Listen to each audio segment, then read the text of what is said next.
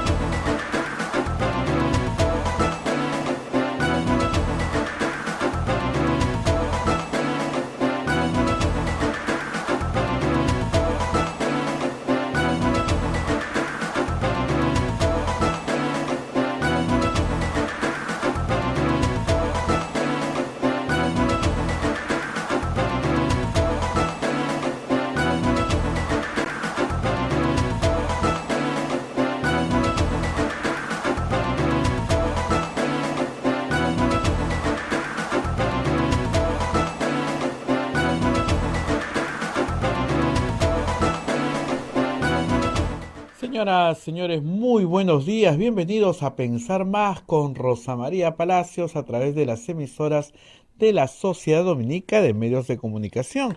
Estamos conectados en Lima con Radio Santa Rosa, Chimbote Radio Santo Domingo, Arequipa Radio San Martín, Ucayali Radio Cepagua, Convención Radio Quillabamba y Puerto Maldonado Radio Madre de Dios son las emisoras dominicas del Perú.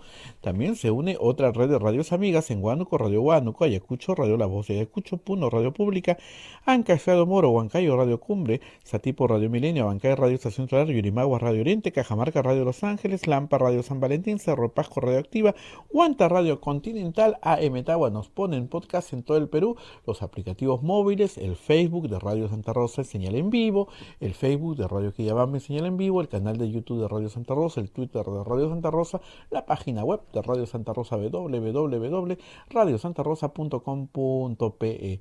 Hoy día 6 de julio y ya estamos conectados con Rosa María Palacios en un día muy especial para los maestros peruanos. Feliz día a todos los maestros. Rosa María, muy buenos días. Muy buenos días, Abel. Feliz día para ti, que eres maestro, y bien feliz día para todos los maestros del Perú. Hablaremos también un poquito de educación durante esta semana, no se preocupen, pero antes de empezar tenemos que hacer las menciones correspondientes de las personas que auspician este programa. Empezamos con la Maestría en Gerencia Social de la Pontificia Universidad Católica del Perú, que te invita a participar de su proceso de admisión 2021. Informes en Facebook, @PUCMGS, o en mgs-informes@puc.edu.pe o al 993-02-8464. Ahora vamos con las obras de las dominicas en Arequipa, obras que nos ayudan mucho a nosotros y a muchas personas en esa localidad. Espérenme un segundo, por favor, siempre se me pierde esto. Hotel La Cuesta de Caima, de la Asociación Santa Catalina de Sena, de las Madres del Monasterio de Santa Catalina, es la mejor opción para tu estadía en Arequipa. La recaudación de los hoteles sostiene las instituciones de apoyo social de las madres, que benefician a niños, niñas, mujeres y adultos mayores en estado de vulnerabilidad. Informes en el Facebook e Instagram de Hotel La Cuesta de Caima, Arequipa. Policlínico Ángeles de la Salud ofrece servicios de calidad en salud a precios al alcance de todos. Servicio de rayos X, mamografía, laboratorio, análisis clínico, ecografía, endoscopía y colonoscopía. Tópico, farmacia y servicio de ambulancia. Contamos con un staff de médicos de alta calidad y modernas instalaciones con todas las normas de bioseguridad. Las madres dominicas del convento de Santa Catalina contribuyen con sus oraciones por la salud física y espiritual de nuestros pacientes. Calle Antero Peralta, A10, urbanización San José Humacoyo, frente a la iglesia del Sagrado Corazón de Jesús en Arequipa. Y ahora vamos a los colegios dominicos en todo el Perú. Colegio Sagrado Corazón Sofianum, 74 años al servicio de la educación en Arequipa, formando integralmente a la niñez y juventud desde la pedagogía de luz y verdad. El proceso de admisión para el año 2022 está abierto. Colegio Sagrado Corazón Sofianum, formamos en luz y verdad. El Colegio Privado Bilingüe Reina de los Ángeles, situado en La Molina, Lima, tiene como meta la educación en las virtudes cristianas para construir una sociedad más humana, más fraterna y más feliz. El Colegio Bilingüe La Asunción, perteneciente a la Congregación de las Hermanas Dominicas de la Inmaculada Concepción, ubicado en Trujillo, La Libertad, brinda una educación a jóvenes y niños basada en las virtudes y en la espiritualidad dominica. Colegio Santa Anita brinda educación católica desde el diseño curricular Luz y Verdad. Es una gran opción a los papás que buscan para sus hijos una educación de calidad con valores.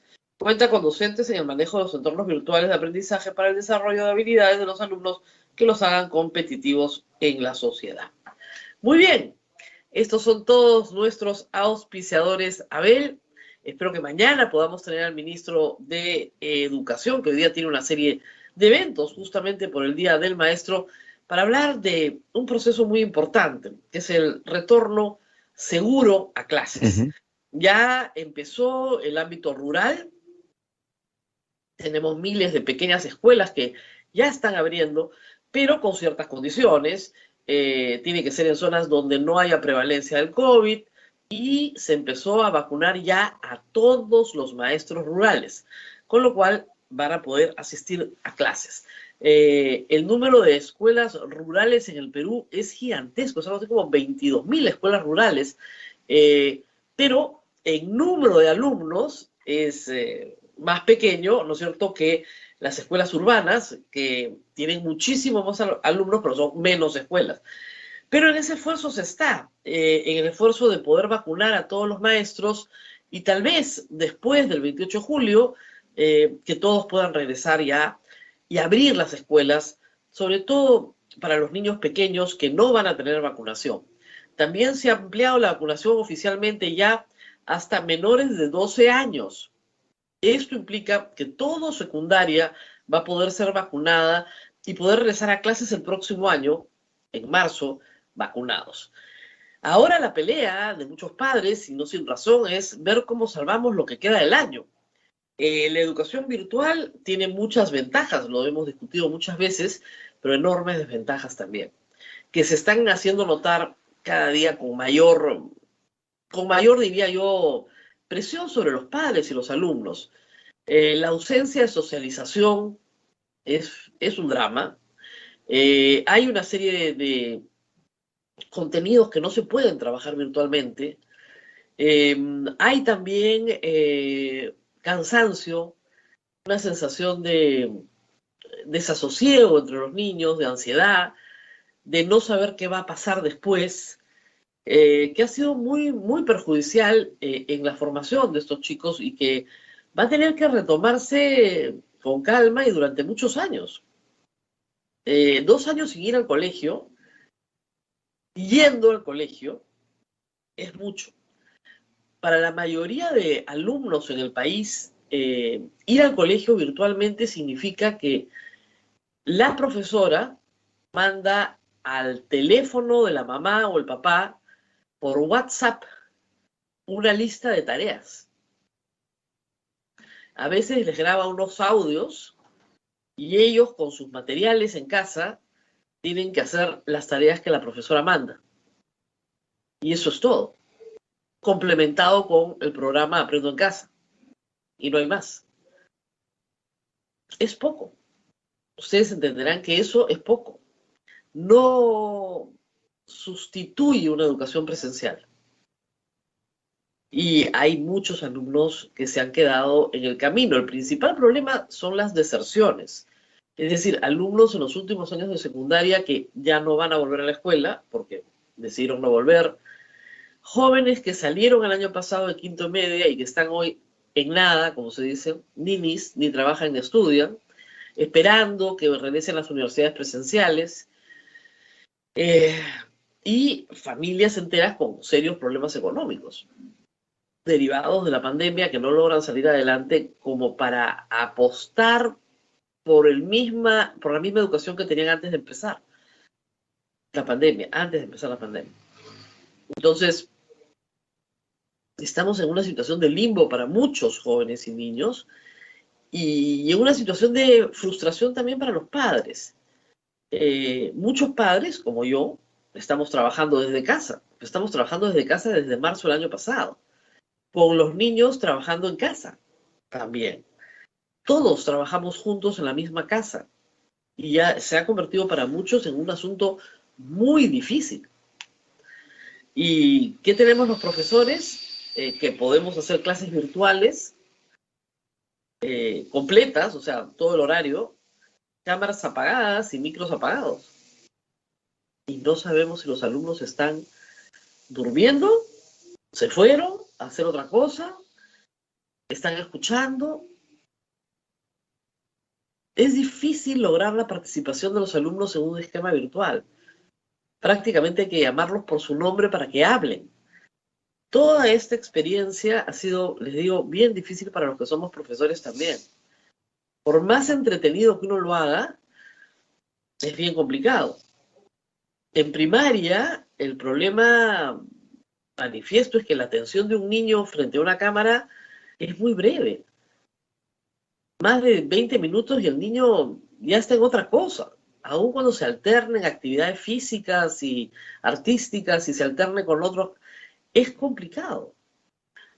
Y en adultos, en chicos ya universitarios, 2 horas de clase frente a la pantalla,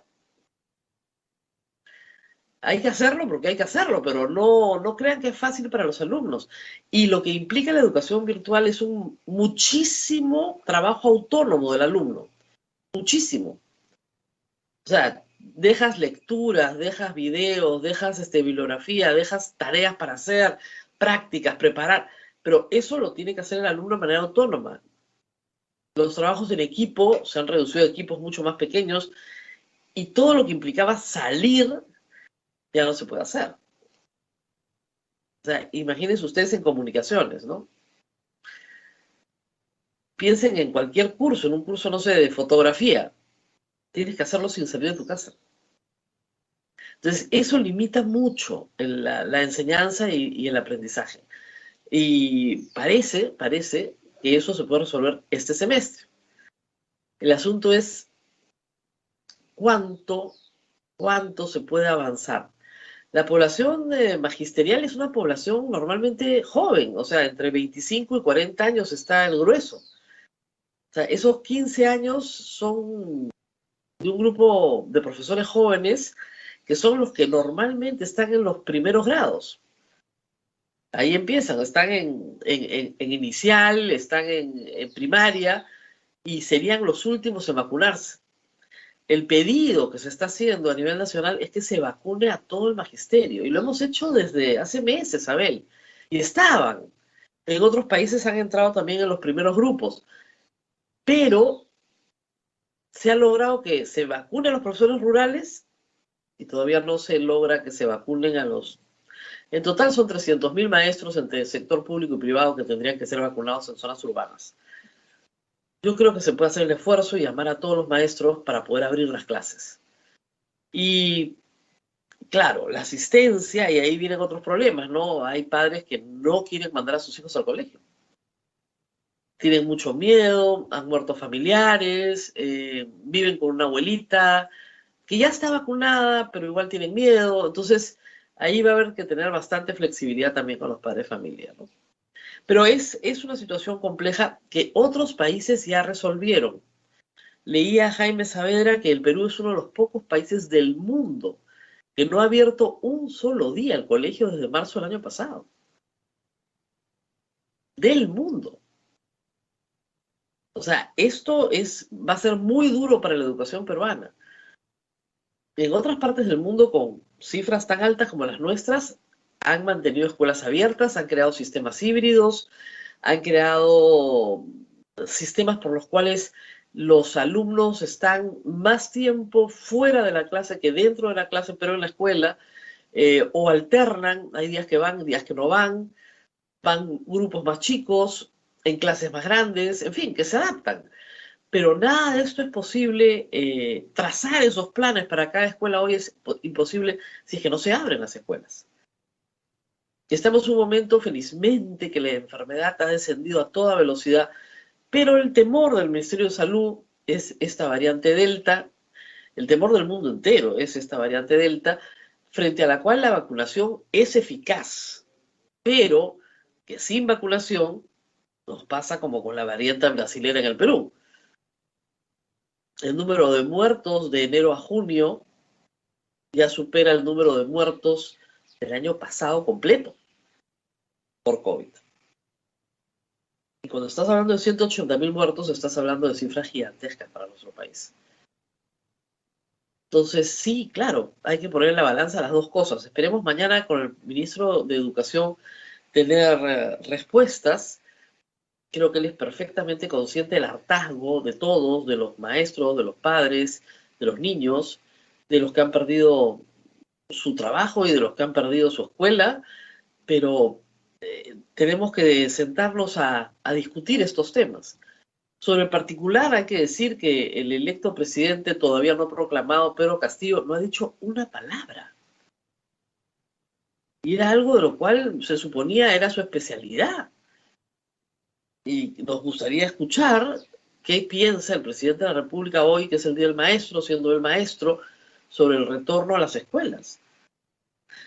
¿Cuándo cree que se puede dar? ¿Cómo se puede dar? ¿Va a priorizar a los maestros en la vacunación? Tal vez sí, tal vez no. Debería haber algún anuncio al respecto. No hemos escuchado una palabra. Y esto es peligroso.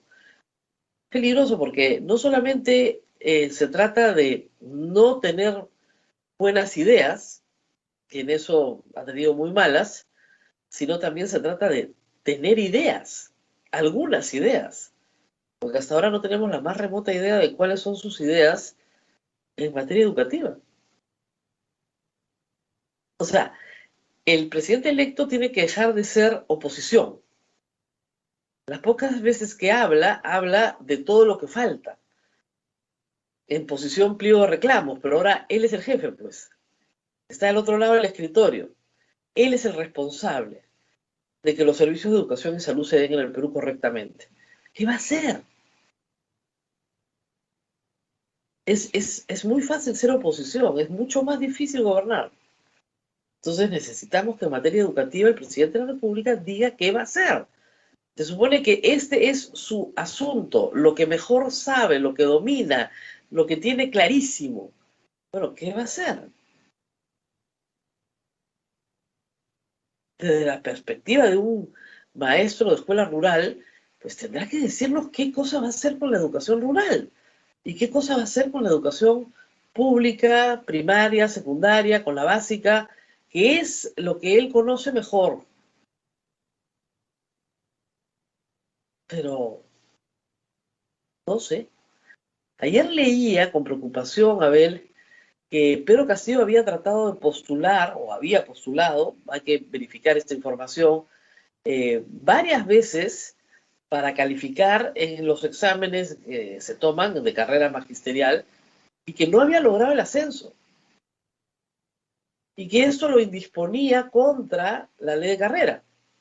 Hay un asunto también ahí de carácter personal. Él no había aprobado exámenes de ascenso. Eso lo narraba una compañera de escuela en Puña. Pero hay que verificar la información. Porque si hay algo que ha ayudado, que ayuda además a los niños en el Perú, es que sus profesores estén adecuadamente calificados, que estudien y que pasen sus pruebas para ascender dentro de la carrera magisterial, que tiene que ser una carrera meritocrática, como debe ser. ¿Algo que decir al respecto? Yo hubiera esperado ayer un mensaje sobre el tema, pero aprovechando hoy la efeméride y después a que nos diga algo sobre el asunto. Ni una palabra. Creo que ese argumento de que está esperando que lo proclamen ya se está comenzando a agotar, ¿no?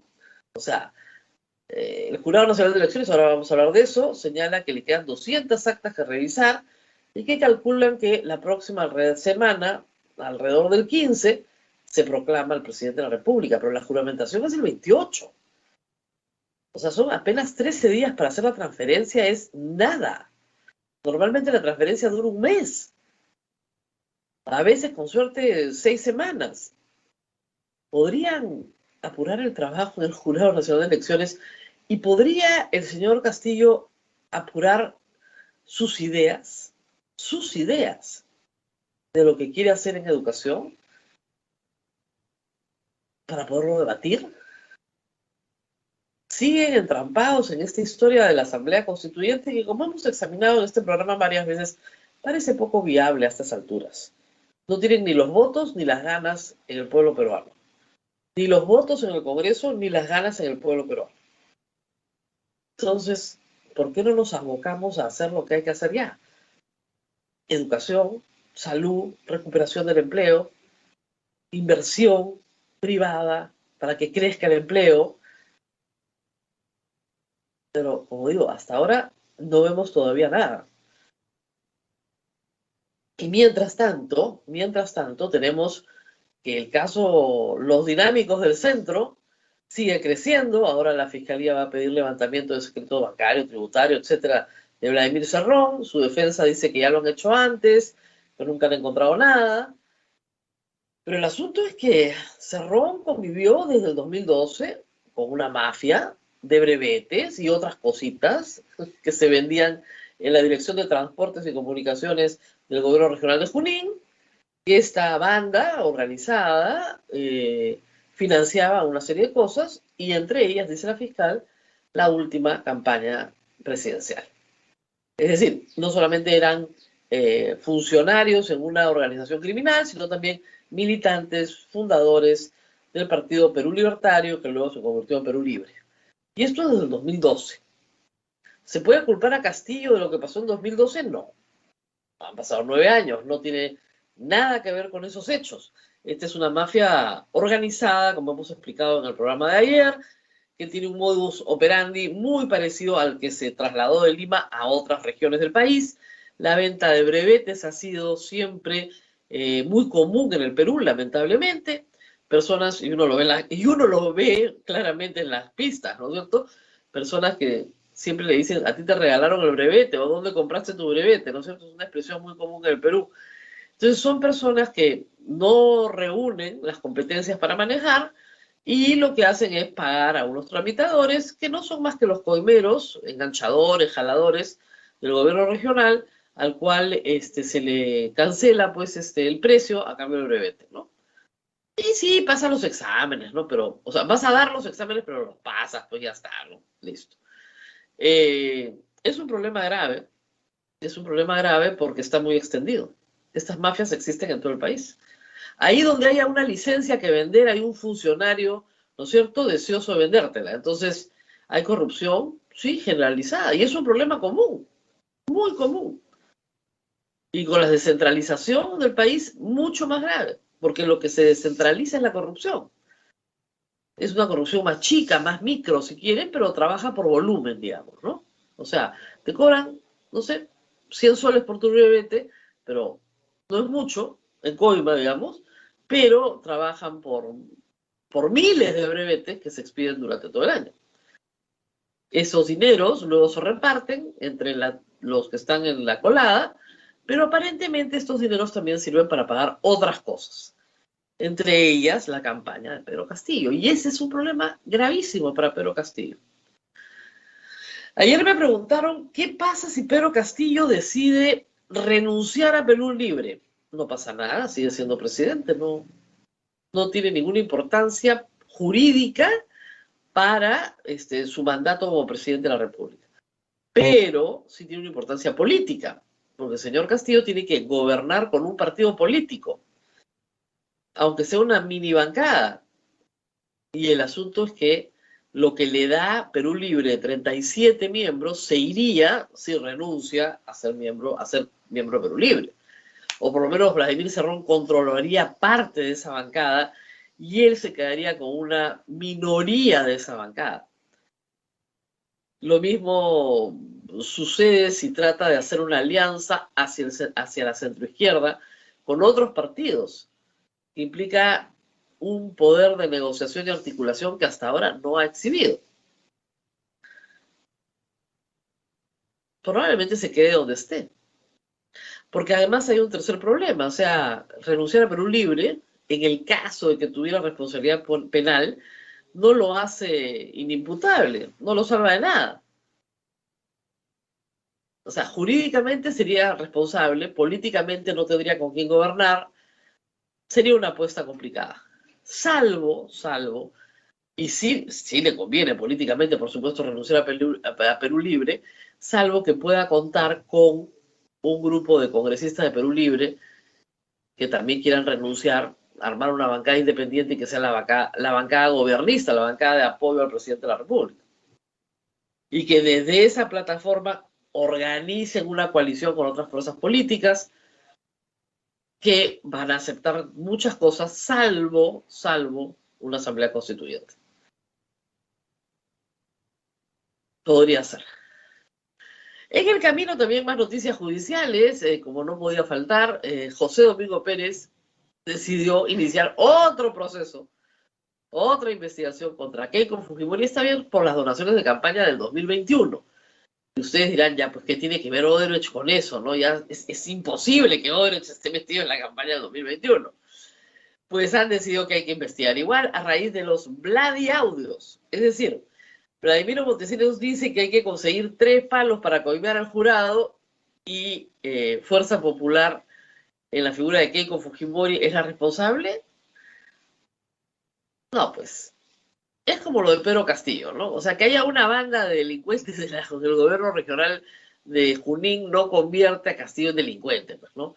Que Vladimiro Montesinos hable por teléfono con su pata y le diga, no sean todo lo que les ha dicho, consigan plata donde sea y convengan a los jueces, no hace culpable a Keiko Fujimori. O sea, ese es el modus operandi de Vladimiro Montesinos, no es novedad, es lo que él hacía cuando estaba en el poder. Él coimeaba a todo el mundo, entonces le parece increíble que no anden coimeando gente cuando eso es lo que hay que hacer para ganar, ¿no?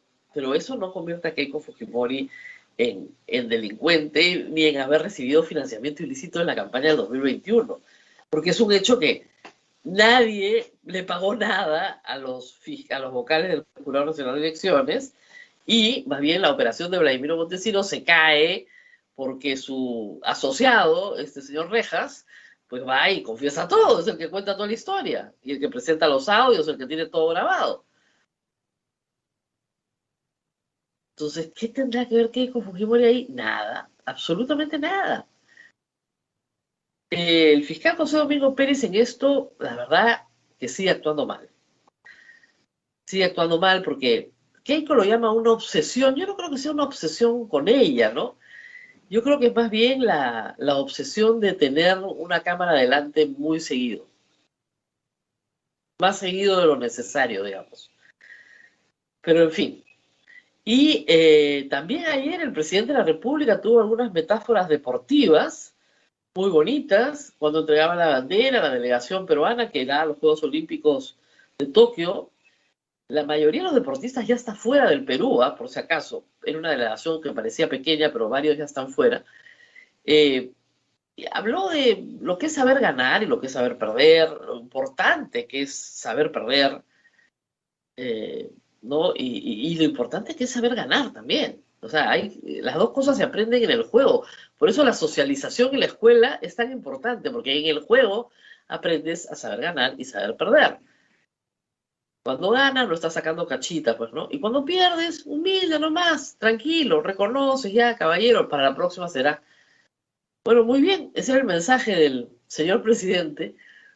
Y Keiko Fujimori montó, como monta, pues, estos espectáculos en la punta de algún cerro en Lima y utiliza la población que está ahí para que haga de decorado, finalmente, y ella se lanza con una metáfora también.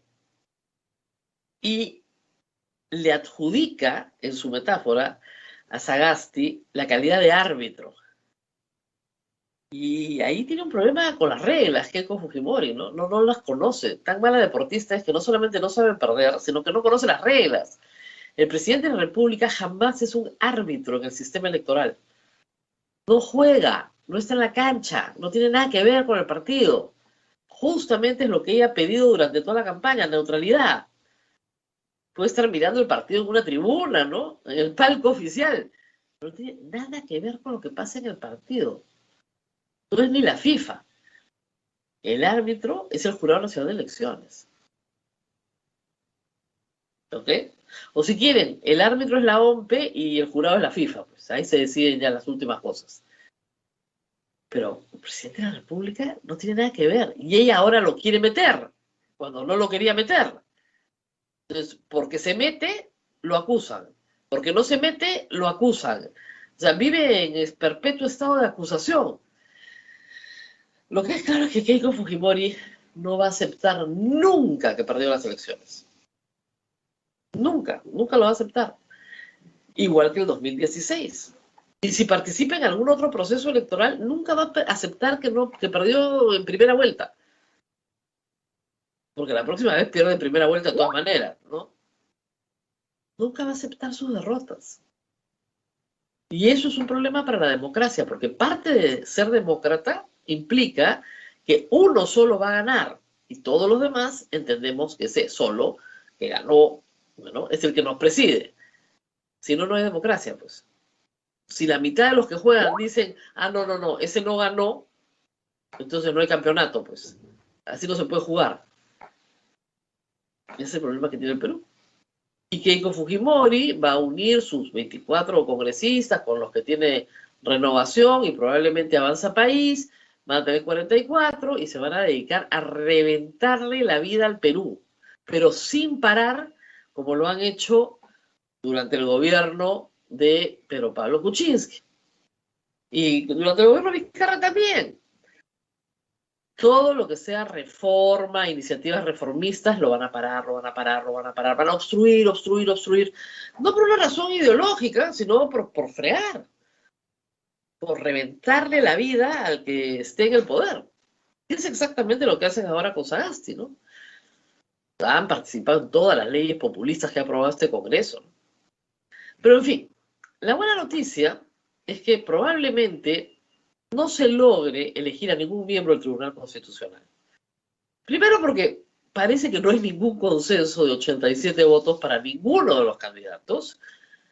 Parece que algo de cordura corre por los pasillos. Y porque además hay un problema formal que vicia todo el proceso. Lo explicó ayer el doctor Luciano López, pero hay que explicarlo hoy de nuevo. Se ha interpuesto una acción de amparo contra la cuarta legislatura extraordinaria, o ordinaria, perdón, para que se apruebe una legislatura nueva, se tiene que hacer en doble votación. El Tribunal Constitucional ya tiene una resolución señalando que no se puede exonerar de la segunda votación en este caso. ¿Qué hizo el Congreso? Exoneró de la segunda votación. Por lo tanto, esta legislatura es nula y todo lo que proceda de esta legislatura es nulo. Todo lo que proceda de esta legislatura es nulo. Ya presentaron el amparo y yo creo que lo van a ganar. Con lo cual pueden volverse locos de acá hasta el 26 de junio, pero 20 días más de locura, pero no pueden aprobar nada porque no hicieron doble votación. Yo sé que es una formalidad y ustedes dirán, bueno, pero a veces las formas son las que salvan los problemas más grandes. Entonces tienen que respetar las formas. Y al no respetar las formas, todo lo que se apruebe esta semana es nulo. No hay forma de que se pueda elegir un tribunal constitucional, que era lo único que querían ya al final. Desesperados. Ustedes han escuchado ese audio del señor Murga, que es, como dicen, el heredero de Becerril, ¿no? No porque empiece con B el apellido, sino porque dice las mismas barbaridades, ¿no? Vamos a luchar contra los caviares, vamos a mover las calles para lograr que se nombre a los miembros del TC. ¿Qué calle va a mover? Todo el mundo sabe que son unos tramposos, ¿no? Y además, candidatos que tienen pues, cada uno, no sé qué fila de llamadas con los hermanitos. ¿Se pueden imaginar? Y qué calidad de llamadas, ¿no? Los favorcitos, los pedidos, en fin. El otro día en una conversación con Marcos Cifuentes recordaba que hay una llamada entre Inostroza y Arcel que renunció, en donde uno le dice al otro, hermano, juntos somos dinamita. Entonces, ¿de qué estamos hablando acá? Con toda sinceridad. ¿Qué tanto apuro en nombrar miembros del TC? De verdad, ¿qué tanto apuro? Además, con unos puntajes fantásticos, ¿no? Y tú dices, ¿qué? Pero eso no son los que hablan con los hermanitos a pedir favorcitos. Ya, esos son 50 llamadas, 60 llamadas. No, no olvídense, el número de llamadas ya es irreal. Todo el día hablaban por teléfono. Hermanito. Ay, Dios mío. Bueno, son 8:35. Tenemos un buen invitado esta mañana. Va a estar con nosotros el doctor José Tello, es abogado. Viene del Instituto de Derecho Electoral justamente para hablar de, bueno, ¿cuánto tiempo falta para que esto termine? Una pregunta que todos me hacen, ¿no es cierto? Y creo que es una pregunta muy pertinente, ¿no? ¿Cuánto falta para que esto termine? Vamos a la pausa y regresamos con él. Pausa y volvemos con el doctor Tello. Sodomco, Sociedad Dominica de Medios de Comunicación.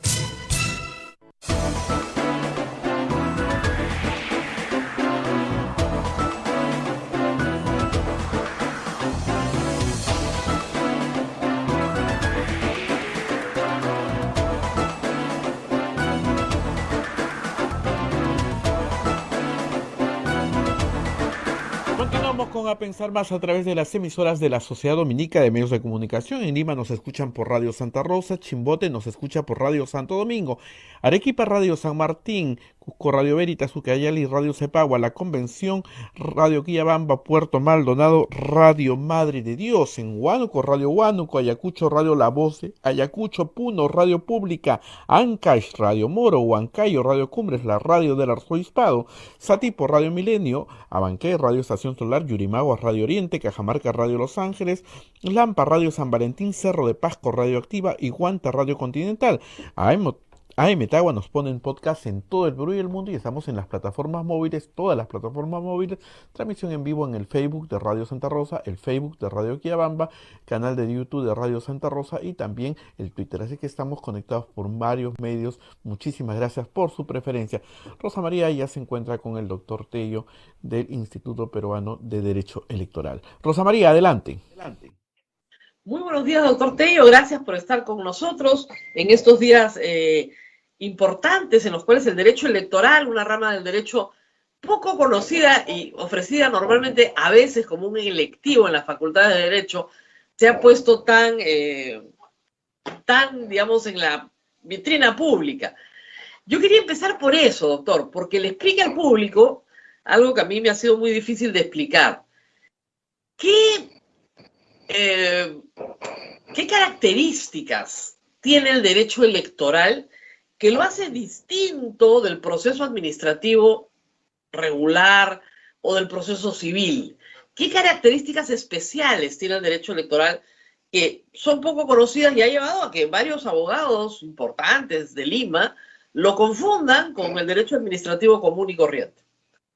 Correcto. Ante todo, Rosa María, es un gusto estar contigo y también acá con todos los oyentes de Radio Santa Rosa, y también es interesante la pregunta que haces porque definitivamente en este proceso electoral, como en los últimos, ha habido una suerte de protagonismo con el tema del derecho electoral, que es una rama, o sea, es una parte del derecho constitucional. ¿Por qué? Porque regula específicamente el derecho de participación política. Regula ese derecho que está contenido en el artículo 2, numeral 17 de la Constitución y también en el artículo 31 de la misma Carta Magna. Entonces, participación política entendía, evidentemente, como los derechos de control y participación ciudadanos que están regulados en la Ley de Participación y Control Ciudadano, y también las elecciones. Por ejemplo, las elecciones generales reguladas en la Ley Orgánica de Elecciones.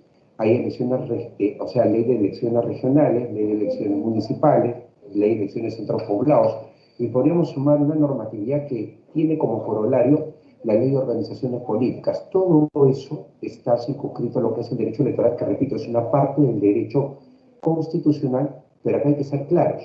La confusión con el derecho administrativo, y es muy buena la precisión que hace, se confunde permanentemente con el derecho administrativo, y no es derecho administrativo en el sentido de que el Jurado Nacional de Elecciones no es un tribunal administrativo como los que hay en determinadas instituciones como el INDECOPI, SUNAT, por ejemplo, que tiene el Tribunal Registral, SUNAT, que tiene el Tribunal Fiscal.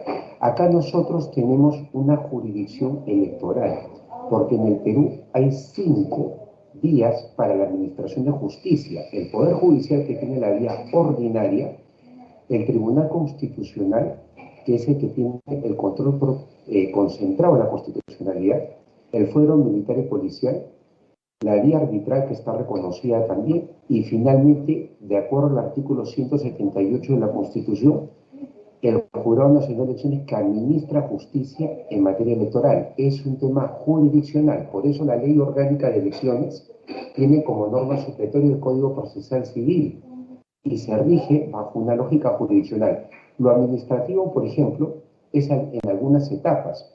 Por ejemplo, cuando uno ve el tema del registro de organizaciones políticas, el ROP, ahí sí hay un uso de la vía administrativa y obviamente registral, o sea, administrativa y registral. Y es más, ahí recordemos que el jurado es una suerte de instancia contencioso-administrativa electoral. ¿Por qué? Porque está por encima de la OMPE, del RENIEC y del Registro de Organizaciones Políticas para ver temas que sean administrativos, electorales, pero contencioso-administrativos. Claro. Porque es la Doctor, característica. yo entiendo perfectamente lo que me está explicando, pero estoy seguro que Rosa el público María. ya se perdió. Sí, Abel. Le pedimos al doctor, por favor, que se pegue un poquito más a su micro, se escucha un poquito bajo. Gracias, doctor, muy Ningún amable de problema. su parte.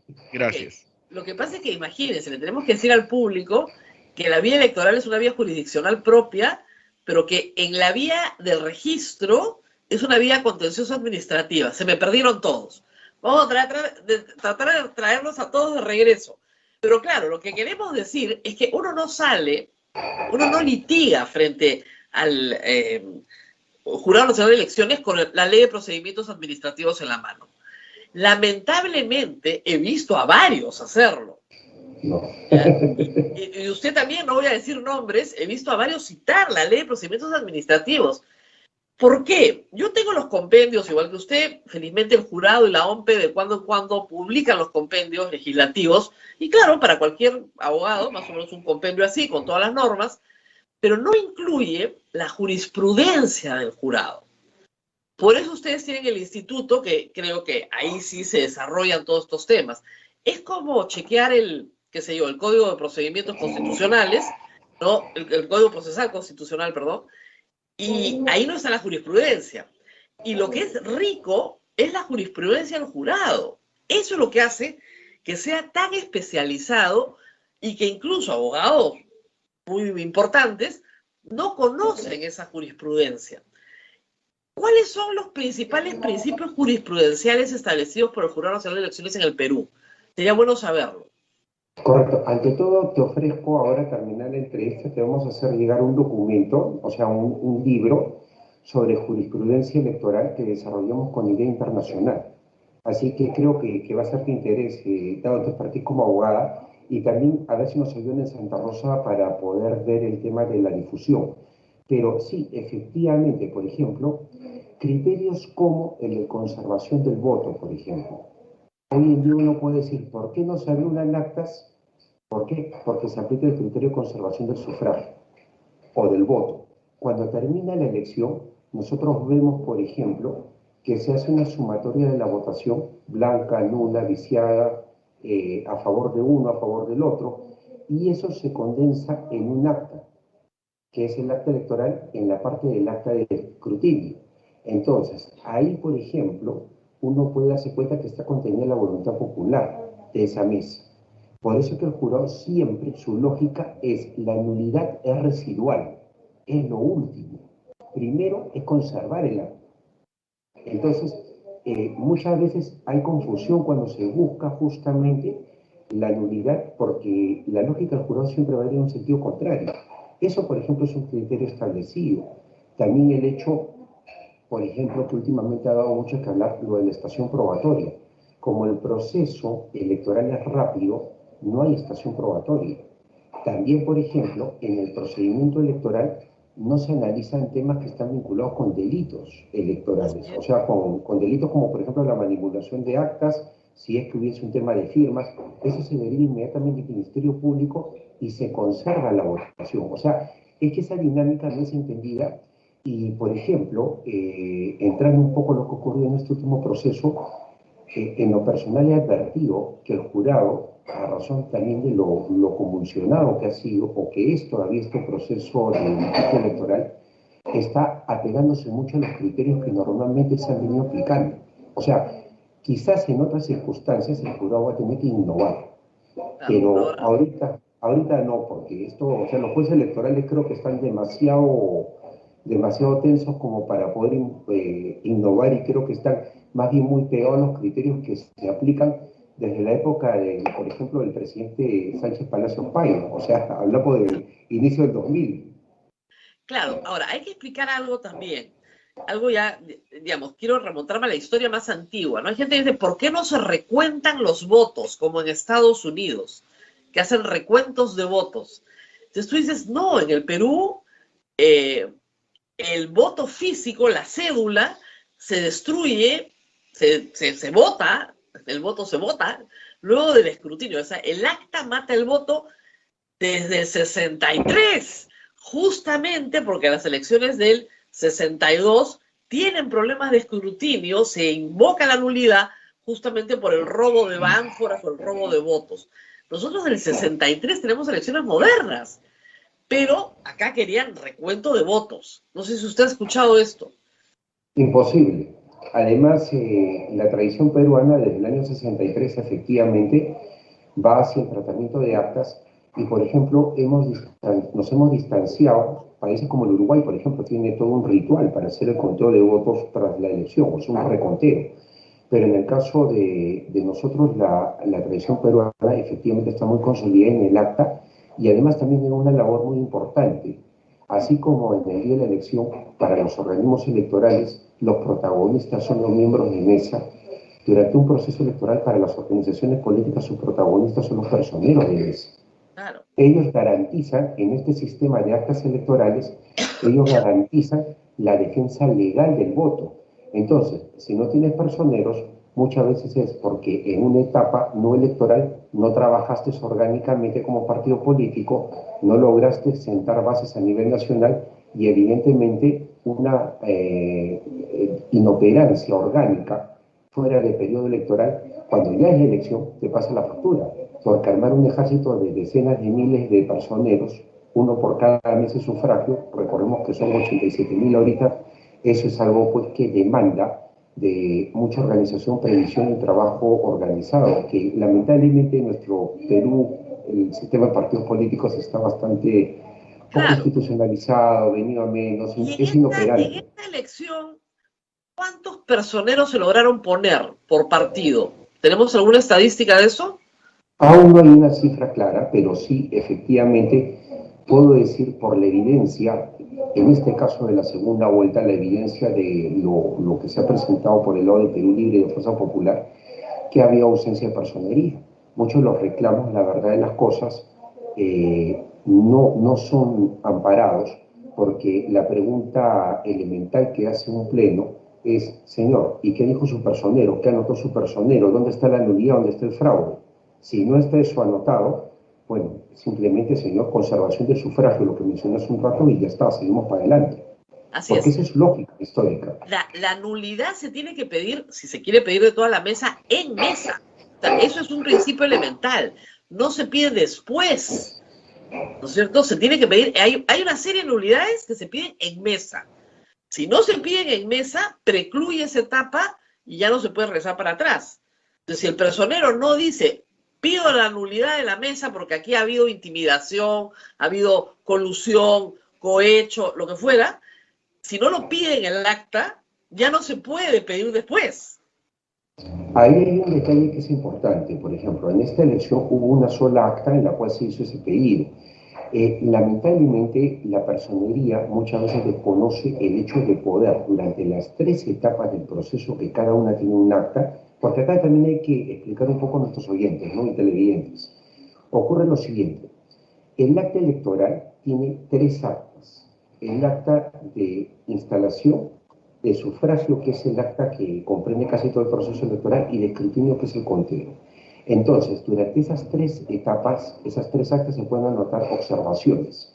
Sin perjuicio de eso, se recurre al personal del jurado para que pueda hacer anotaciones, el equipo de fiscalización electoral que está en todos los locales de votación con chaleco rojo, y también el personal de la OMPE que está también ahí y que también pueden anotar ocurrencias. Más aún, si es que hay una situación muy complicada, incluso se puede recurrir a la Fiscalía, que está atenta, recorriendo todas las jurisdicciones para justamente atender cualquier tipo de prevención del delito o ya de acción frente a un delito, depende, de un tipo de flagrancia, por ejemplo. Claro. Entonces, esos son mecanismos que se aplican y que dan sí un sustento probatorio para qué, para que se pueda presentar un pedido en un día de mesa. Ahora, acá es bien importante algo. La etapa probatoria, y me gustaría precisarlo, Rosa María, la etapa probatoria es el día de la elección. O sea, ahí es donde tú acumulas la prueba.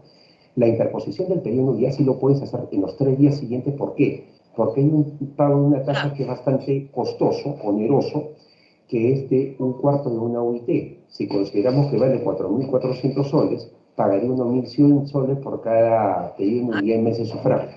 Claro. Ahora, el personero tiene que dejar constancia de que algo pasó. Claro. Ahora, lo que me preocupa, doctor, es que para las próximas elecciones todos los personeros van a impugnar todas las actas para que dejen constancia de que algo pasó. O sea, la verdad es que esto puede generar un problemón, porque lamentablemente lo que estamos viendo es las mañas para no aceptar la derrota. Y las mañas para no aceptar la derrota son contagiosas, ¿no? Se van para un partido y para otro, y que a la próxima elección tengamos todas las mañas impugnando todas las mesas habidas y por haber. Y eso es un problema. Ahora, vamos a las razones de las impugnaciones. Básicamente, la defensa de Keiko Fujimori ha estudiado las actas, porque no hay otra cosa que puedas estudiar, y de esas actas ha determinado, por ejemplo, que están escritas con el mismo puño gráfico, lo cual es, creo que, obvio, ¿no es cierto? Una persona tiene letra más bonita, escribe más rápido, y escribe pues todo el acta, y todos firman. ¿Ahí hay algún problema? No. Eso Jalado, que ¿no? en la práctica el que llena el acta es el que tiene letra más legible. O el Claro, que pues, tiene más tiempo, más paciencia. Eso por lo que es de extensa la jornada. Esta jornada ha sido no de 8, sino de 12 horas. claro. Y pone los nombres de todos y todos firman. En la lógica de estos señores impugnadores, que los nombres sean iguales, con la misma letra, eso anula el acta.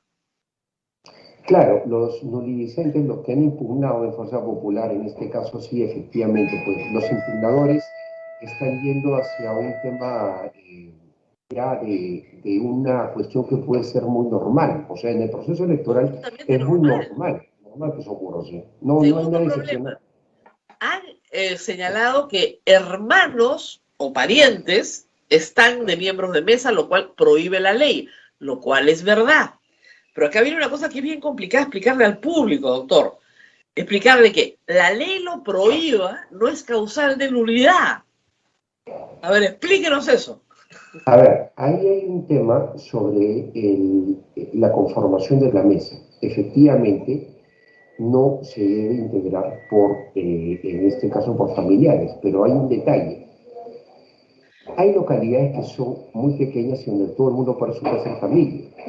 Ese es punto uno, la realidad del país. Segundo, hay una etapa de sorteo que se da de miembros de mesa y que permite que cada partido, si está debidamente organizado, tiene personería, es orgánico, o sea, está activo. Obviamente, pues, los dirigentes locales advierten que hay familiares y pueden tachar tranquilamente a estas personas y evitar que ese tipo de situaciones puedan ocurrir. Entonces, hay etapas que precluyen y no hay marcha atrás. Y la lógica, por ejemplo, que a veces se maneja con estas cosas de que se debería proceder, de que no se debería generar una impunidad, eso se relativiza por el tema de la preclusión electoral. Y la preclusión es fundamental, Rosa María. ¿Por qué? Porque si no hay preclusión, no hay elección y no hay autoridad cada 5 años o 4 años. Así Tú, por es. ejemplo, acabas de mencionar algo hace un rato bien importante, las impugnaciones en el escenario 2022. Esta elección, los que conocemos el tema electoral, la vemos como la elección sencilla. La difícil es la regional municipal porque Claro. entran cientos de movimientos regionales, entran todos los partidos políticos ahora obligatoriamente y además se hace en casi 1.900, casi 2.000 circunscripciones electorales. ¿Por qué? porque son elecciones en todas las regiones, bueno, departamentos, en todas las provincias y en todos los distritos a nivel nacional. Además, doctor Tello, en mayo tenemos primarias. La gente no Así se es. acuerda de eso. En mayo tenemos primarias. Es un asunto bien grave. Y creo que la población no está preparada. Bueno, el jurado tiene que salir de esta para comenzar a hacer difusión electoral de qué cosa vamos a hacer en mayo, porque nadie va a entender, es completamente novedoso. Si era difícil de explicar para elecciones parlamentarias y presidenciales, para municipales y regionales va a ser más difícil de explicar. Pero bueno, etapa preclusiva, que lo hemos escuchado tantas veces, que es evidentemente una garantía del voto. La gente lo tiene, pero para mis pobres amigos que están empeñados en el fraude, es la garantía del fraude. O sea, tú vas a aceptar entonces la mentira por un formalismo. ¿Cómo les explicamos? A ver, el sumo intérprete de la Constitución del Tribunal Constitucional aceptó eso. Y lo aceptó en un caso de acción de amparo electoral, en el caso de Pedro Lizana Puig, no ahorita, en el año 2005, hace 16 años. Y dijo claramente, yo puedo amparar cualquier afectación de derecho fundamental. Es más, pedí que se le dé un resarcimiento, que se le pague una indemnización al afectado o los afectados. Pero lo que no voy a hacer es tocar un calendario electoral. Porque si toco el calendario electoral, que es intangible por mandato constitucional, eso ya me genera anarquía, o sea, se me cae toda la estructura de alternancia de gobierno en la vía democrática. Perdón, hay un Sí. sonido acá. Bueno, entonces las etapas son preclusivas, el calendario electoral va en marcha y se cierra y se cierra. Claro, porque si no, imagínense ustedes, se cierra la inscripción de candidatos. Entonces yo pongo una acción de amparo y me abren la inscripción de candidatos. Ah, entonces si le abren a él, a mí también. Entonces ahora los plazos vuelven a correr, porque para los otros también tienen que correr. Entonces no tenemos elecciones nunca. No tendríamos elecciones jamás. Sería tan dolorosa como la situación que tenemos los agremiados al Colegio de Abogados de Lima. Claro, algo así, interminable. Claro, que no hay forma, hasta ahora, de tener elecciones en el Colegio de Abogados de Lima, y esa es la razón por la cual no tenemos 5 miembros en el Jurado Nacional de Elecciones, porque el Colegio de Abogados de Lima es incapaz de organizar una elección hasta el momento, porque las impugnaciones van de un lado al otro, al punto que habría que pensar en una reforma constitucional donde el 5.º miembro no venga de un colegio profesional. O sea, es algo que se podría manejar con los colegios, colegios de abogados del Perú. ¿Por qué? Porque recordemos que los colegios profesionales son de alcance nacional y de alcance no nacional. Entonces, el Colegio de Abogados de Lima es de alcance no nacional, pero evidentemente en la redacción de la Constitución del 93, el Colegio de Abogados tenía una importancia de Lima, en particular, tenía una importancia gravitante, o sea, en una época muy distinta. Hoy en día, lamentablemente, ha perdido mucho espacio, ya no tiene esa presencia que existía décadas atrás. Entonces, sí, genera una complicación el hecho, por ejemplo, de que ahorita todo esté judicializado ahí, que hay una precariedad institucional nunca antes vista y que definitivamente pues, no tenga capacidad siquiera de colocarnos un 5.º miembro, al extremo que el jurado actualmente, con lo que pasó con el magistrado Arce, se vio sin quórum, y antes de eso, a lo largo de este proceso, ha tenido que resolver muchas veces con el voto dirimente del presidente del Jurado Nacional de Elecciones, el doctor Salas Arenas. O sea, es una situación complicada que lamentablemente nos lleva de la excepción, o sea, lo que debería ser excepcional, a una regla en este proceso electoral. Y luego tenemos, y usted lo ha tocado, el tema de la conformación del jurado. ¿Cómo puede ser que hayamos tenido un vocal renunciante durante el proceso? Claro, renunció para que no haya quórum y para que no pudieran resolver nada y para que no tengamos presidente. Esa es la única explicación por la cual renunció. Porque él era minoría. Bueno, piña, si eres minoría. A veces ganas, a veces pierdes. Este es otro que no le gustaba perder. Entonces, el problema es que quería dejar al país sin elección. Entiendo que va a ser sancionado también por eso por la Junta Nacional de Justicia, pero es muy grave que una persona llegue a ese extremo de querer dejar al país sin elección, porque la ley dice que el quórum es 4. Claro. Acá hay dos puntos que lamentablemente al jurado sí le han jugado en contra. o sea, y gravemente. Primero es el acuerdo ilegal del 11 de junio, que lamentablemente desacreditó al jurado en el sentido de que estaba bajo lo que sí, quiero ser bien claro, bajo una aberración jurídica, estaba dándole ultraactividad a un plazo que había fenecido 2 días antes. O sea, el plazo para las impugnaciones había terminado el 9 de El junio 9 de junio a las y 8 de el la 11 noche. de junio estaban haciendo pues este acuerdo que felizmente fue reconsiderado dentro del plazo que el propio jurado estableció en el año 2018.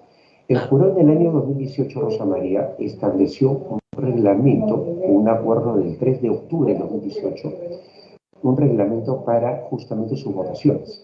Entonces, establece que hay un día para reconsiderar. ¿Y qué ocurre acá? Este problema que genera el jurado da pie a que por el lado de Fuerza Popular especialmente se tenga la tesis equivocada de que durante segundos, minutos, horas hubo una cierta vigencia de este acuerdo y que eso permitía que todas las nulidades sean admitidas, las que habían sido presentadas fuera del plazo de las 8 de la noche. Y eso es falso. ¿Por qué? Por una cuestión muy concreta. Al no estar firme el acuerdo, porque hay un plazo para que se reconsidere, no genera efectos jurídicos. Así Sin es. embargo, la desinformación fue terrible y el jurado ahí tiene un primer gran golpe. Lo que viene después con Arce es algo terrible, porque la renuncia de un miembro del Pleno Jurado Nacional de Elecciones está prohibida durante el proceso Así electoral. es. Así es, está prohibida. Claro, la esclavitud la abolió Ramón Castilla, ¿no? No lo puedes amarrar al escritorio, pero está prohibido y él tiene que aceptar las consecuencias jurídicas que le impone al país un acto tan, en realidad, tan inapropiado, por decirlo de alguna manera. Es dejar a un país sin elecciones. Es gravísimo. Así que yo espero que la Junta Nacional de Justicia aplique todas las sanciones que haya que aplicar en este caso. Me imagino que ya sabía que lo iban a destituir, o preveía que lo iban a destituir por otras causas, y bueno, Kamikaze pues dijo acá me inmolo porque hay con Fujimori, porque no hay otra explicación. ¿Cómo alguien puede hacer una cosa tan grave? Está prohibido renunciar, está prohibido destituir, el Congreso no los puede tocar, son justamente intocables para evitar que un partido político que tenga ramificaciones en otros poderes del Estado asalte el Jurado Nacional de Elecciones. Justamente para eso está la ley. Pero bueno, así están las cosas en el Perú. Y luego tenemos el tema de la falsificación de firmas, que es mi favorito. Esas firmas no pertenecen a los miembros de mesa. O a veces pasa que en una mesa alguien se equivoca y firma 2 veces. Ah, doble firma. Ya, nula todo el acta. Entonces, perdón, somos 200 que hemos ido a votar, que a las 9 de la noche los señores miembros de mesa estén cansados y uno firme 2 veces en un acta, y eso pasa varias veces, ¿no es cierto? En vez de firmar en cada acta una vez, firma 2 veces en una y se equivoca en la otra, no anula la votación de los 200 que fuimos a votar. Pero ha sido impresionante y lo más común ha sido difamar a miembros de mesa, a los cuales les han dicho, tu firma no se parece a la del RENIEC. No, señor, pero a las 9 de la noche tengo 12 horas sentado, me pelo de frío, estoy en Puno. Ya, mi firma pues tiembla, ¿cuál es el problema? ¿No ha sido esto una cosa penosa? Porque hay que explicar por qué ha sucedido. Le pidieron a los 10 estudios de abogados de Lima, que ninguno ve derecho electoral, que revisen las actas. Y comenzaron a trabajar con formalidades que no se aplican. Entonces tenemos este zafarrancho. Doctor, ¿qué piensa de todo esto? A ver, lo que ocurre es que las pericias de parte no son prueba emitida en el Jurado Nacional de Elecciones. El jurado lo único que dice es, como tengo que resolver rápidamente, esto históricamente se lo deriva al Ministerio Público para que investigue. El Ministerio Público tiene sus peritos, hacen un peritaje de oficio y si advierten alguna irregularidad, determinan quién puede ser responsable. De no ubicar un responsable, eso también sabemos que se archiva. Pero si se determina que hay un responsable, se identifica, se siguen las acciones correspondientes en la vía penal, no en la vía electoral. La vía electoral, como lo mencionó, no tiene una etapa probatoria, una estación probatoria. En consecuencia, es rápida, se exhiben, obviamente, medios durante una audiencia pero Por todo tiene ejemplo, que venir, si sí, hubieran querido efectivamente declarar nula una mesa porque no representaba la voluntad popular, tendrían que haber hecho que uno de los tres miembros de mesa digan, efectivamente, señores miembros del jurado, soy fulano de tal, esa acta no es el acta que yo le llené. Yo llené otra acta con estos resultados que daban de favorita a Keiko Fujimori y me han cambiado el acta que yo firmé. Yo doy fe que esa no es, porque yo me guardé una copia y acá tengo mi borrador. ¿Ya? Y ellos han falsificado mi firma y han colocado estos números que no son los números que corresponden a la mesa. ¿Eso se puede admitir en el pleno del jurado? claro, y obviamente abre también la vía penal, ¿ah? No, Porque obviamente, esto, obviamente. claro, o sea, Pero el jurado podría pero decir, a es ver, algo, eso sí, claro, porque ahí se acredita un fraude. Entonces claro, es una esa figura persona está distinta. acreditando Claro, un fraude. claro. ¿Cuántas personas se han presentado? Cero. Cero. O sea, todas aquellas personas que les han dicho que su firma está falsificada, no hay una sola que diga en todo el Perú, a mí me suplantaron en la mesa o a mí me han hecho llenar un acta con otro contenido o esto no manifiesta la voluntad de la mesa. Y de ellas entiendo que hasta ahora ya hay dos que han denunciado a Fuerza Popular por difamación. Porque claro, tienen que ir a un proceso penal, acreditar su firma, todo un bolondrón, porque la señora no quiere perder. Entonces ya presentaron una denuncia por difamación. Pero a lo que voy es a eso, o sea, no hay ni una sola persona en todo el Perú que diga, a mí me suplantaron en la mesa. O esa Entonces, no es, eso no, esa acta no es lo que yo escribí. Ni una. Entonces, ¿cómo haces para probar el fraude? no hay probanza, no hay probanza. Primero, que no hay evidencia el mismo día de la elección. Segundo, que no viene, por ejemplo, esto testimonial y una prueba que pueda resultar contundente, como por ejemplo también la propia acta que tiene la organización política. Han sido solamente dos las que han participado durante la segunda vuelta. Entonces, recordemos que hay 5 actas, una para el jurado, otra para la OMPE, para el jurado electoral especial, para la ONPE, que es la Oficina Centralizada de Procesos Electorales, y la quinta acta es para personeros. Esta quinta acta antes se daba a las Fuerzas Armadas, ahora se da a los personeros. Entonces, tampoco, o sea, no existe un sustento probatorio que normalmente sea admitido por la justicia electoral. Entonces, dada también el encrispado de este proceso electoral, el jurado, yo lo que veo ahora es que está, y lo he mencionado, actuando como normalmente viene actuando desde hace décadas, o sea, resolviendo bajo los mismos criterios. Ah, Evidentemente no está innovando más allá, por ejemplo, del hecho de en la audiencia, ahora que es vía Zoom, luego de deliberar frente a las partes. Es lo único, digamos, novedoso. Pero incluso el hecho de dar el sentido del voto es algo que viene desde la época de Víctor Picón, el anterior presidente del jurado. ahora, ahora que, digamos, la pregunta que yo hacía al principio, ¿cuándo van a terminar? Por el amor de Dios, nunca se han demorado tanto, porque hay que decirle al público, nunca se han impugnado, se han pedido la nulidad de 800 actas, en un momento eran 1000, en otro momento, nunca se han pedido, nunca en la historia del Perú se ha pedido la nulidad de tantas actas, para empezar, ¿no? Hay una etapa, o mejor dicho, hubo una elección que no fue de segunda vuelta, pero fue de pase a segunda vuelta, que fue la elección del 2006 y la disputa que hubo entre Lourdes Flores Nano y Ana García Pérez. Ah, sí. Sí, esa duró más de 30 días, ¿ah? O sea, si hay un antecedente, por lo menos en Ojería, hasta 39. O sea, sí, fue extensa, bastante agotadora, pero finalmente, Alan García justamente, ganó y Lourdes así, Flores perdió. así Y es. Pero hay un detalle, sí, ella si me insistía en que debían permites. robar la elección en mesa. Sí, y si me permites, en esa época el presidente del Pleno era el doctor Mendoza Ramírez, Enrique Mendoza Ramírez. Y ocurre, ¿no?, que justamente parte del sustento de Unidad Nacional era la prueba estadística. O sea, que decían que por estadística ellos no podían haber sacado cero en Claro. votación en la mesa de sufragio de una determinada localidad. Y para cerrar mi idea, lo que le dijo en ese momento el Pleno del año 2006, cuando entró Vela Marquino, Gastón Soto Ballenas, Belardo Lanidia y Mendoza Ramírez, fue: acá ustedes han tenido personeros o no. No hemos tenido personeros. En consecuencia, su prueba estadística no sirve. No hay prueba estadística acá. Acá hay personería, hay anotación de irregularidades, hay evidencia y no, digamos, evidencia de la elección anterior donde sacaron una determinada votación. No hay tampoco encuestas de opinión pública, o sea, eso no lo toma en cuenta el jurado.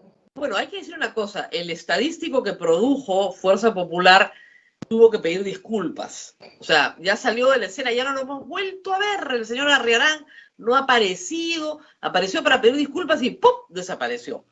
Y el trabajo estadístico de Ipsos, que es el más serio, ha dicho que efectivamente, aun cuando hubiera sospecha en algunas mesas, estadísticamente, aun cuando hubiera, no cambia, no altera el resultado de las elecciones.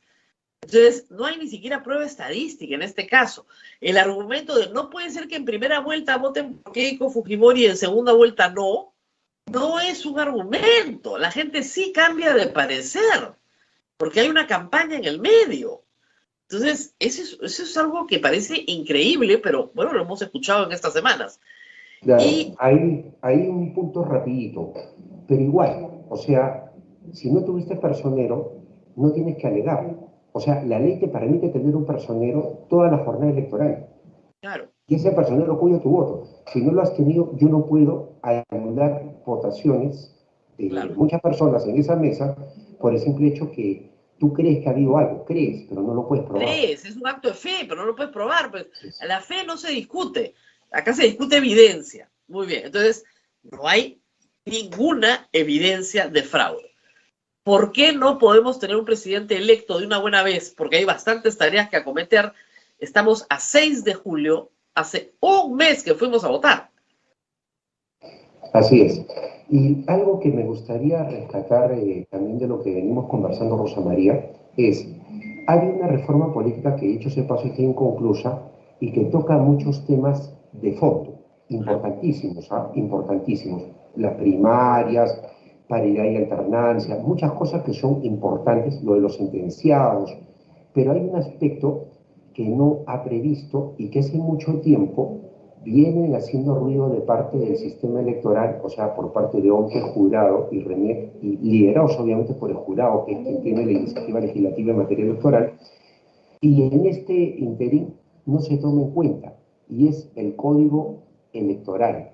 ¿Qué tiene el código electoral? Algo que no se ha discutido, normas procesales. Si nos damos cuenta, este proceso y procesos anteriores tienen problemas procesales, plazos, recursos, instancias, cosas que se tienen que mejorar. Entonces, la reforma política ha tenido un tema de fondo, más no un tema de forma, o un tema adjetivo, o un tema procesal. Bueno, el jurado jurado presentó, hay que recordar, el jurado presenta, los tres organismos presentan un código electoral ya desde el 2016, que la bancada fujimorista se niega a debatir. Ese es todo el problema, se niegan a debatir. Y se presenta, yo recuerdo, me parece que en esta iniciativa de reforma, ¿no es cierto?, participa Patricia Donaire, la Comisión de Constitución, y le dice, ya mamita, muy bonito tu trabajo, pero te lo guardas, y ella termina renunciando. Y ahí estaba el Código Electoral, desde el 2016. Entonces, ahora no es que no existan las normas, porque están en la ley, pero hay también jurisprudencia que es la que se aplica y que se va a seguir aplicando rigurosamente. El jurado ha dicho que cree que para el 15 termina su trabajo, la próxima semana. ¿Usted cree que es así? ¿Podrá ser antes, tal vez, o no? Yo creo que va a ser así porque hay un tema claro acá y es el tema de la extemporaneidad con el que han sido presentados los recursos de nulidad. Hay que ser claros. A ver, el plazo es de 3 días, ni un día más. Y eso está establecido en el año 2018 con la resolución 086. Además, hay un principio fundamental en derecho electoral y en cualquier tipo de rama del derecho. Las reglas de juego se preestablecen antes de empezar el juego. Así Eso es. se llama predictibilidad. O sea, sea qué regla la tengo, yo no las puedo cambiar durante el proceso. Punto uno. Punto dos.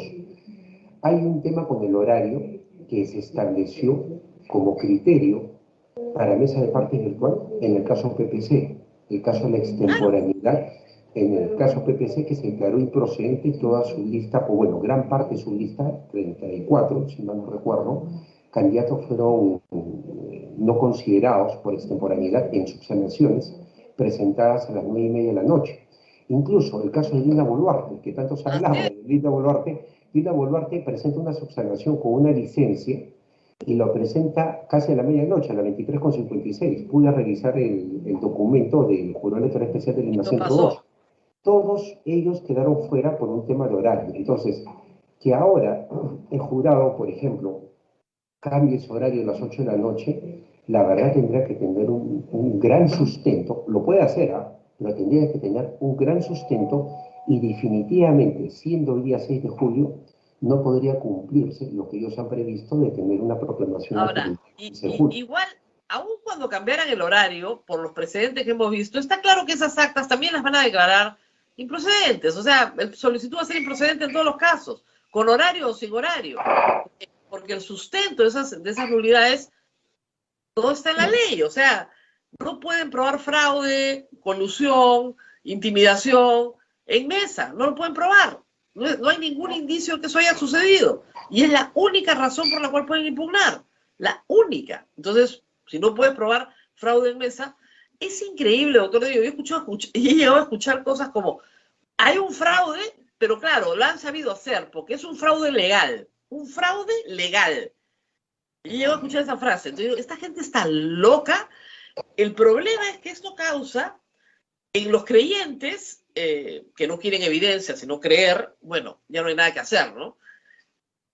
Lamentablemente son creyentes, ya con la fe uno no discute.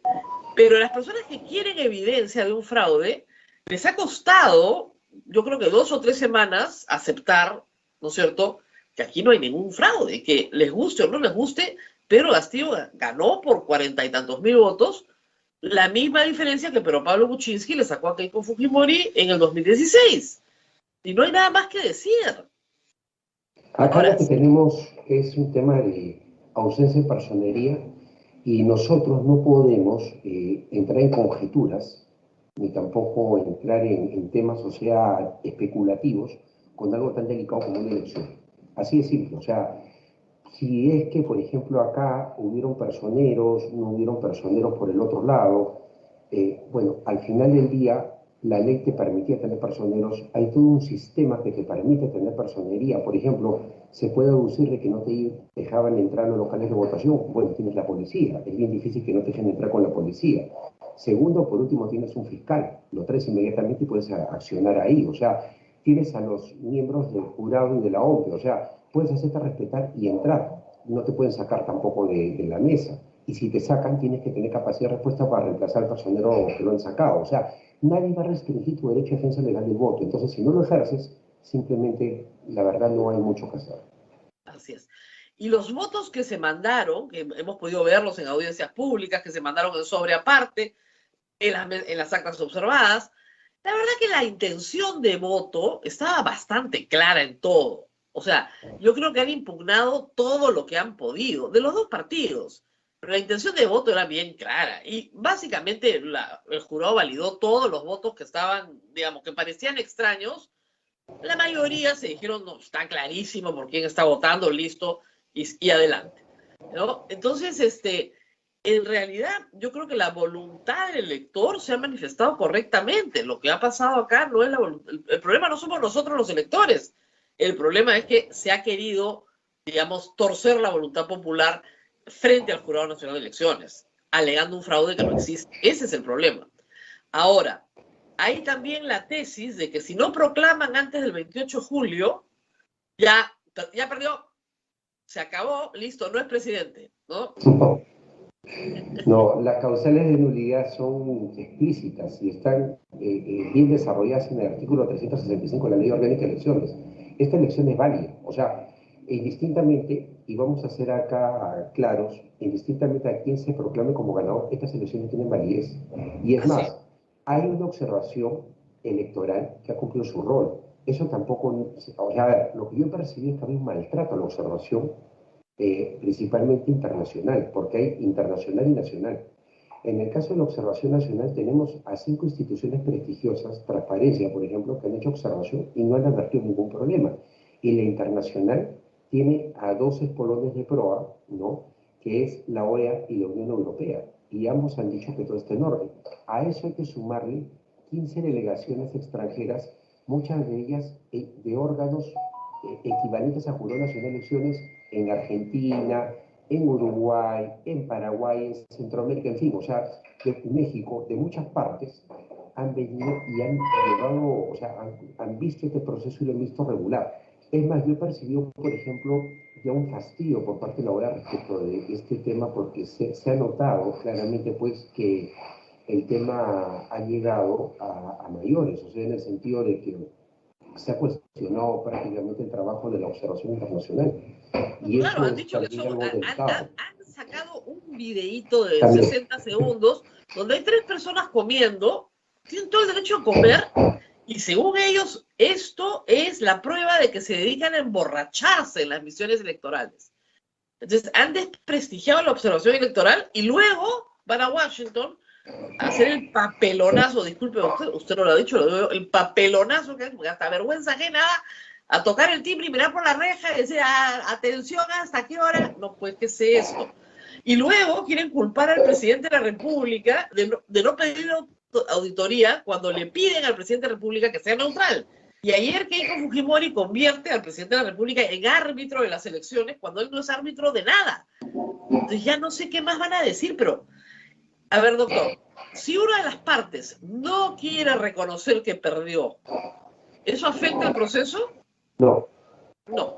No. Va a haber resultado, de todas maneras va a haber proclamación, se va a cerrar esta etapa y simplemente para adelante. Lo que sí habría en todo caso que hacer ya no es un tema legal, este es un tema político, buscar una solución política porque hace 5 años se vivió una situación parecida y sabemos cómo han sido estos 5 años. 4 presidentes.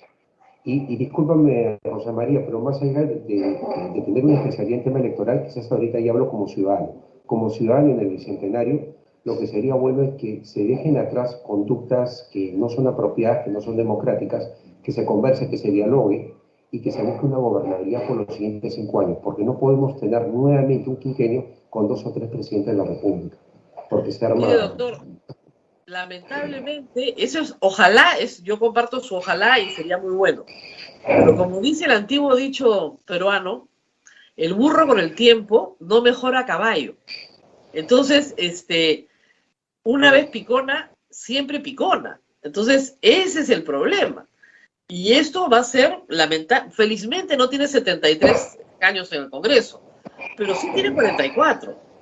Entonces, tiene los 24 propios, más los de Renovación Popular, que tampoco reconocen el triunfo de Castillo, más los de Avanza País, que algunos de sus miembros ya se unieron. Entonces, tenemos ahí 44 personas que lo único que van a hacer es obstruccionismo. Y si alguien dice, yo creo que hay que reconocer que ganó el señor Castillo, lo votan del partido, lo acabamos de ver con el congresista Valer. Si uno tímidamente dice, yo creo que ya deberíamos darnos cuenta de que perdió Keiko Fujimori para afuera. Entonces, va a estar un poquito difícil su deseo, yo lo comparto, pero va a estar un poquito difícil. Doctor Tello, muchas gracias. Muchas gracias por estar con nosotros. El Instituto Peruano de Derecho Electoral, que yo lo he conocido en estas elecciones, ¿cuántos miembros tiene? Hasta el momento somos 5 miembros y bueno, de todas maneras se está ampliando con más especialistas. Lo que pasa es que especialistas en derecho electoral somos pocos, entonces estamos ahí. Eso es lo que tenemos que explicarle al público. No me sorprende que sean 5, yo pensé que me iba a decir que eran 3. No, es de verdad, para que entienda el público, el derecho electoral es una especialidad tan especializada que ni siquiera se ofrece como electivo. O sea, tú ves elecciones cuando ves constitucional, pero no ves elecciones fuera del constitucional. Algunas universidades, en algún semestre, hay alguien, como el doctor Tello, por ejemplo, que organiza y dice, un electivo de derecho electoral y alguien se mete. Es como el derecho registral, que sí, ahora sí se está dictando más, pero siempre fue electivo, ¿no? ¿O qué les digo? Pues el derecho minero, o sea, electivo de todas maneras. Son ramas especializadas de derecho que, bueno. Y, doctor, usted me imagino que enseña derecho electoral. Yo lo que enseño es problemática nacional, ciencia política en la Universidad de Lima y derecho romano también. Claro, y ahí mete el derecho electoral, claro, porque al final terminas en las otras ramas, porque En fin, derecho romano sí llevamos, aunque les parezca increíble a la audiencia, todos llevamos el primer ciclo porque es la base de todo el derecho civil. Sí, sí, sí. Pero en lo demás hay que explicar que esta es una especialidad y que normalmente la gente que litiga ante el jurado es la que tiene la especialidad. Y normalmente esa gente proviene de partidos políticos antes. Ahora ni siquiera, porque la verdad es que hay pocos partidos que tengan buenos equipos legales en derecho electoral. Y eso realmente a mí me llama profundamente la atención, doctor, porque me parece increíble que no tengan buenos equipos especializados en derecho electoral los partidos políticos, que Keiko Fujimori no tenga un buen equipo en derecho electoral, que el PPC, que era por años el partido que efectivamente tenía los mejores personeros, mejor entrenados, y el APRA hayan perdido esa matriz que tenían de buen derecho electoral. Se ha perdido completamente. Es increíble. Lo que pasa es que es un tema orgánico, o sea, ¿qué tanta vía tienen todos los partidos, en general, más allá de los tres que han mencionado, durante una etapa no electoral? Se activan todos para una etapa electoral. Acá estamos meramente en el procedimiento eleccionario, pero después de eso, por ejemplo, cuando hay un conflicto social, ¿a quién convocan? Quieren todo, o sea, todos los que están involucrados en el conflicto tienen a presidente, partiendo por ahí, ni siquiera a veces los ministros. Pero a nadie se le ocurre convocar a los partidos políticos, porque han perdido representatividad por su falta de legitimidad social, porque no articulan. Y eso es algo lamentable que justamente, una vez conversando con parte del equipo de la reforma política, específicamente con Fernando Tuesta, vino pues a colación esto, ¿no? O sea, se está generando competitividad para que los partidos estén permanentemente despiertos con adrenalina y como que tengan una actividad que permita que si no es orgánico, si no tienen vida durante una etapa no electoral, al final del día pierdan la elección y simplemente hasta ni participen porque ni siquiera pasarían las primarias. Entonces, es algo interesante, viene el tema de fondo, pero sí, Rosa María, quiero volver a resaltar, hay que trabajar mucho en este periodo y quizás tener en cuenta la posibilidad de suspender nuevamente la intangibilidad normativa, que es el hecho de que no se pueden cambiar las normas electorales hasta un año antes de la elección, ¿con miras de qué? Con miras de mejorar el aspecto procesal. Tenemos que mejorar el aspecto procesal y eso no debe salir del Congreso. Se tiene que tener humildad en el Congreso y escuchar al jurado, a los organismos electorales, explicar técnicamente qué es lo que se tiene que hacer. Porque el problema es cuando los políticos pretenden reemplazar los organismos electorales, que son los que conducen la elección, ahí se arma pues esa desconexión con la realidad y vemos los resultados. El jurado finalmente, que puede ser muy satanizado o atacado, aplica la ley que da el Congreso. No hace leyes el jurado. Entonces ahí hay que tener eso en cuenta con el nuevo parlamento que se va a instalar ahora. Claro que todos los jurados tienen iniciativa legislativa, pueden presentar sus proyectos, pero el Congreso se les mete mano y los desarma, queda cualquier cosa. Se nos arma un pan con mango. Bueno, vamos a llamarlo pronto, doctor, para hablar de democracia representativa y democracia participativa. Que va a ser, ese es un temón, y ya viene con esta historia de Pedro Castillo y la Asamblea Constituyente y el referéndum. Vamos a regresar sobre eso en otro momento, pero como clase creo que ya estuvo bueno. Abel, ¿alguna pregunta del público? Sí, tengo una pregunta aquí que me han repetido varias veces. Dice, ¿sería la solución a la fragmentación del voto permitir votar por más de un candidato a la vez en la primera vuelta? No funciona así. No, porque la verdad lo que se tiene que permitir en todo caso es que se elimine esa restricción que hay de no publicar encuestas hasta una semana de la elección. ¿Para qué? Para buscar el voto inteligente. El voto estratégico. Voto estratégico, efectivamente. Yo voto estratégico. Claro. Cuando voto, cuando no tengo que trabajar, ese día, voto estratégico. Así es. Y además tenemos todo el derecho de usarlo, ¿eh? Por supuesto, hasta un día de la elección deberían salir las encuestas para que uno verdaderamente vaya, claro, direccione su voto, y eso además también va a impedir que haya una mayor fragmentación. Otra cosa también importante que está pendiente con la reforma política es cuándo se lleva a cabo la elección congresal. La elección congresal podría llevarse a cabo en una fecha diferida, de tal manera de que permita la eliminación de bancadas. Al final se concentran en pocas bancadas, que son las que tienen principalmente los dos candidatos que pasan a segunda vuelta, y además la bancada de los partidos que son más fortalecidos, o sea, que han hecho un trabajo durante el periodo no electoral, Bueno, que es el hay que sentido mínimo. decirlo, ahorita termina el proceso electoral la próxima semana y cuando termine, el jurado tiene la obligación de señalar qué partidos continúan en el registro de organizaciones políticas. Y solo continúan 9, me parece, en total. Así es. A partir de la próxima semana, el Perú solo tiene 9 partidos políticos. Ojo, ojo, que en mayo vamos a una primaria. Apúrense, los otros que quieren participar, apúrense, porque no hay, es preclusivo. Y en mayo del próximo año estamos a 10 meses. Si ustedes no tienen, presumo que para octubre de este año tienen que estar inscritos, presumo, noviembre. No tenemos... A ver, acá hay dos plazos. Hasta el 3 de octubre, los que van a ser candidatos tienen que estar obviamente pues, en un partido político, inscritos. Pero se puede inscribir un partido político o movimiento regional hasta el 9 o el 10 de enero. Es decir, 270 días antes de que se convoque la elección. Tienes que tener inscripción vigente hasta la convocatoria de la elección. Eso es clave y hay tiempo para hacerlo.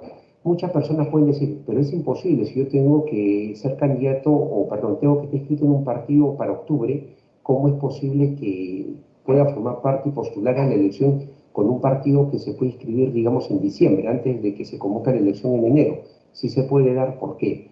Porque tú eres parte de la formación del partido. Así es. En consecuencia, se te considera una militancia y al estar tu partido o movimiento regional habilitado para postular, simplemente el proceso sigue para adelante. Así es. Así que ya saben, queridos, los que quieran postular el próximo año, comiencen a moverse, que solo quedan 9 partidos en el Perú y si ustedes quieren ir en otra cosa, actualícense.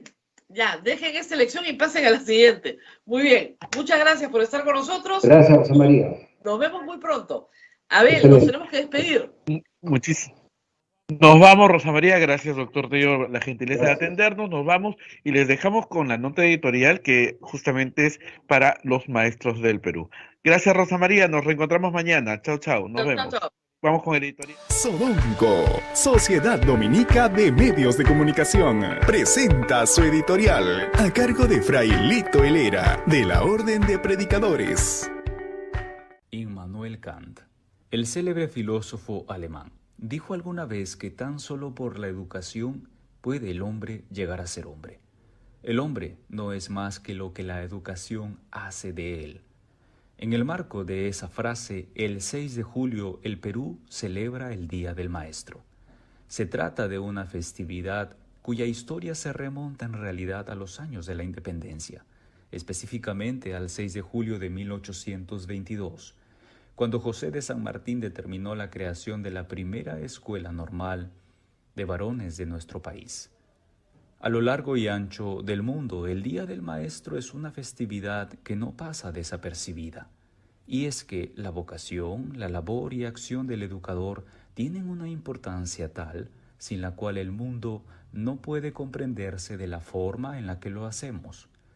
En el documento Papa Francisco, la nueva educación y el Pacto Educativo Global, que recoge justamente el pensamiento del Papa respecto de la educación, realizado por el sacerdote jesuita Luis Fernando Klein y editado por la Conferencia de Provinciales de América Latina y el Caribe, Francisco menciona que educar es un acto de amor, es dar vida. Y ese amor es exigente, porque apostando por la responsabilidad pide utilizar los mejores recursos, despertar la pasión y ponerse en camino con paciencia junto a los niños y jóvenes. No por nada indica, además, que la educación es una de las formas más efectivas de humanizar el mundo y la historia. Somos conscientes todos que la pandemia del coronavirus en el mundo entero ha obligado a repensar la educación, haciéndonos caer en cuenta en la importancia primordial que ella implica y que allende las crisis es posible reinventarse desde raíz cuando se quiere, aun cuando sepamos que aquello exija esfuerzos que tengan un costo de cualquier tipo. los educadores sean capaces de replantear las bases de esa educación, de manera que ayuden efectivamente a crecer a tantos educandos en la solidaridad, la responsabilidad, la compasión, la apuesta por un mundo más justo y más humano, donde valores como el amor, el respeto, la empatía y entre otros primereen siempre. Aun cuando la educación no termine en las aulas, los educadores tienen una vocación que no se debe soslayar ni mucho menos minusvalorar, sino una vocación que se debe respetar, pensar y definitivamente celebrar. Feliz Día del Maestro.